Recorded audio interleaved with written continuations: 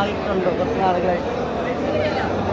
അതെന്താ വെച്ചാൽ നമ്മുടെ ഈ ചെയ്ത 50 ലക്ഷത്തിലൊക്കെ ഒരു ഹ്യൂമർ കിടപ്പുണ്ട്. ഇതിനകത്തൊരു ഹ്യൂമർ കിടപ്പുണ്ട്. കാരണം സഹി കെട്ടിട്ടാണ് അവനെ കടത്താൻ കാരണം മക്കളെ നന്നാവാൻ വേണ്ടിയാണ്.